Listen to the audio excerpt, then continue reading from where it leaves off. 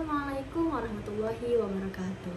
Halo semuanya, perkenalkan saya Nadia Muslim, mahasiswi semester 4 Program Studi Manajemen Bisnis Syariah, Fakultas Ekonomi dan Bisnis Islam, UIN Raden Mas Said Surakarta. Nah, pada kesempatan kali ini, di video ini, saya akan mempresentasikan sebuah materi dalam rangka memenuhi tugas dari mata kuliah Komunikasi Bisnis yang diampu oleh Bapak Dr. Amri Syarif Hidayat MM.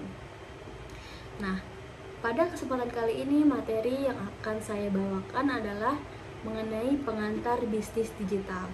Nah, ini cukup menarik ya kawan-kawan, di mana dalam masa sekarang ini kita hidup di era revolusi 4.0 yang hampir melibatkan teknologi di setiap kegiatan kita sehari-hari. Dalam materi ini saya akan membahas mengenai 4 hal, yaitu yang pertama bisnis digital, yang kedua konsep dasar bisnis digital, yang ketiga model bisnis digital, dan yang keempat urgensi bisnis digital dalam ekonomi Islam. Baik, di sini kita mempunyai pengertian dari bisnis digital. Apa sih bisnis digital itu? Ia adalah sebuah konsep bisnis yang melibatkan teknologi di dalam penggunaannya. Nah, khususnya teknologi di sini adalah internet ya, di mana bisnis digital ini cakupannya mulai dari produksi, distribusi, penjualan, pemasaran, dan layanan kepada para pelanggannya. Nah, dengan digitalisasi dalam bidang bisnis ini, itu memudahkan para pengusaha untuk memperluas jangkauan pasarnya dan untuk memudahkan atau membuat proses dalam bisnisnya menjadi efisien.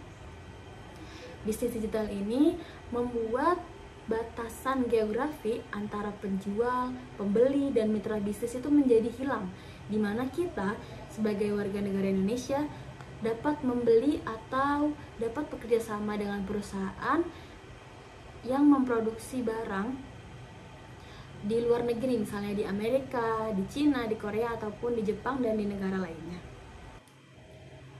Selanjutnya kita punya konsep dasar bisnis digital. Nah, dalam konsep dasar bisnis digital ini kita akan membahas mengenai 5 hal. Yang pertama yaitu e-commerce. Nah, e-commerce ini merupakan salah satu pilar utama atau pilar yang penting nih dalam bisnis digital. Karena e-commerce ini merupakan wadah atau layanan yang membuat sebuah perusahaan dapat memberikan produk atau layanannya kepada pelanggan melalui online. Nah, dengan e-commerce ini membuat jangkauan geografis itu semakin kabur. Jadi, sebuah perusahaan dapat menjangkau konsumen yang jauh letaknya dari dia, dan kita sebagai pelanggan atau konsumen dapat menjangkau barang, produk, atau layanan yang lokasi penjualannya jauh di antara kita. Yang kedua, kita punya digital marketing atau pemasaran digital, di mana ini merupakan sebuah sistem yang melibatkan teknologi digital seperti mesin pencarian, situs web, media sosial, lalu juga ada lagi email untuk mempromosikan sebuah produk, layanan, atau jasa dari sebuah perusahaan. Nah, dengan digital marketing atau pemasaran digital yang baik dari sebuah perusahaan, maka perusahaan itu akan menjangkau pelanggan potensial yang dapat memajukan perusahaannya.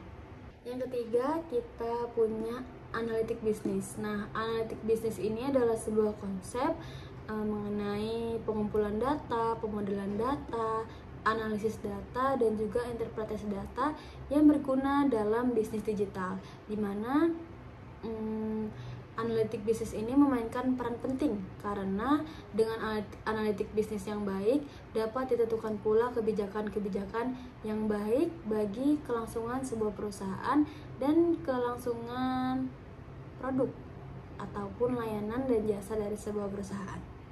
Yang keempat, kita punya layanan pelanggan digital, di mana layanan pelanggan digital ini adalah bentuk dukungan dari pelanggan yang menggunakan teknologi, di mana dalam layanan dukungan digital ini pelanggan dapat menyelesaikan masalah, menemukan solusi, atau melakukan transaksi dengan baik dengan perusahaan. Selanjutnya ada transformasi digital. Nah, transformasi digital itu merujuk kepada perubahan di mana yang tadinya sebuah perusahaan itu tidak menggunakan teknologi digital dalam pengoperasiannya, lalu ia merubah dirinya menjadi perusahaan yang menggunakan teknologi digital.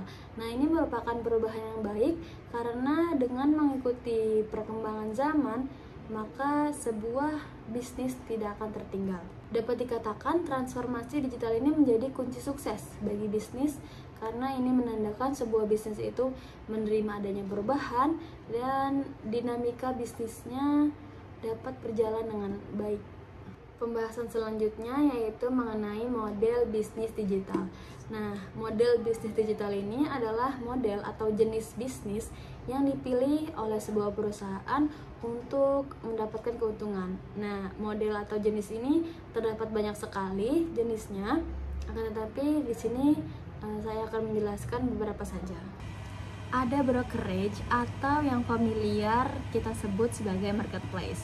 Nah, marketplace ini adalah model bisnis yang menghubungkan penjual dan pembeli di satu tempat. Jadi, marketplace ini mendapatkan keuntungan dari banyak hal, misalnya dari biaya layanan, lalu komisi penjualan, dan juga dari biaya iklan oleh penjual. Contoh marketplace ini ada Tokopedia, Bukalapak, Lazada, Shopee, dan itu sudah sangat familiar ya bagi kita semua. Lalu ada advertising atau pengiklanan. Nah, ini merupakan model bisnis yang menghubungkan antara pemasang iklan dan pemilik media. Adapun media advertising mendapatkan keuntungan dari banyak hal juga, misalnya dari komisi persentase penjualan iklan dan atau pemasangan iklan di dalam media tersebut. Contohnya adalah Google Ads, Facebook Ads, Shop Iklanku, dan masih banyak lagi. Selanjutnya ada subscription atau langganan.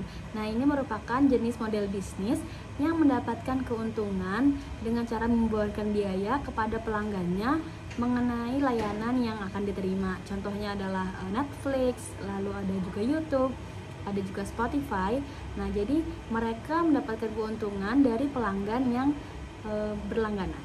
Lalu ada juga affiliate yang saat ini sedang marak digeluti oleh banyak orang. Nah, affiliate ini merupakan model bisnis yang memberikan keuntungan dari persentase penjualan suatu produk oleh perusahaan. Jadi ketika tidak ada penjualan yang terjadi, maka orang yang menjadi afiliator ini tidak mendapatkan komisi atau tidak mendapatkan keuntungan. Nah, selain dari model-model bisnis yang saya sebutkan tadi, masih ada banyak lagi model bisnis yang tersedia pada era digital seperti sekarang ini. Dan itu menjadi sebuah peluang bagi kita yang konsisten dan ingin mendapatkan keuntungan melalui teknologi yang ada pada saat ini. Selanjutnya kita akan membahas mengenai urgensi bisnis digital dalam ekonomi Islam. Prinsip-prinsip dalam ekonomi Islam merupakan hal yang sangat penting di dalam bisnis digital karena prinsip dalam ekonomi Islam dapat memberikan kerangka kerja yang beretika, adil, berkelanjutan, dan selaras dengan ekosistem bisnis digital. Nah, ada 3 poin penting mengapa ekonomi Islam itu sangat penting dalam bisnis digital. Yang pertama, prinsip keadilan dan etika. Nah, ekonomi Islam sangat menjunjung tinggi mengenai adanya transparansi, keadilan, etika, dan tanggung jawab sosial dalam berbisnis. Maka dari itu, ketika sebuah bisnis menerapkan adanya prinsip-prinsip ini, maka sebuah bisnis dapat dipastikan dilakukan dengan jujur, harga ditetapkan secara adil, dan hak-hak konsumen dilindungi, sehingga tidak ada pihak yang dirugikan dari bisnis yang terjadi. Lalu selanjutnya ada inklusi sosial dan ekonomi.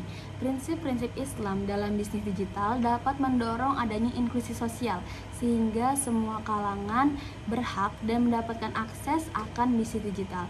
Sehingga ini menyebabkan tidak adanya kesenjangan digital dan pemerataan digital. Selanjutnya ada keuangan dan perbankan syariah dalam bisnis digital.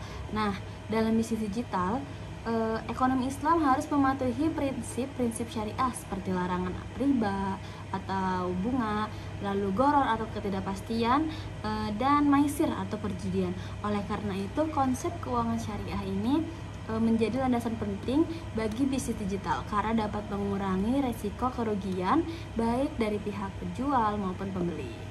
Nah, jadi begitu audiens yang dapat saya sampaikan mengenai pengantar bisnis digital yang mencakup 4 hal, yaitu definisi bisnis digital, konsep dasar bisnis digital, model dan jenis bisnis digital, juga urgensi ekonomi Islam dalam bisnis digital. Semoga apa yang saya sampaikan dapat bermanfaat bagi kawan-kawan semua. Dan untuk kurang dan lebihnya mohon dimaafkan. Wassalamualaikum warahmatullahi wabarakatuh.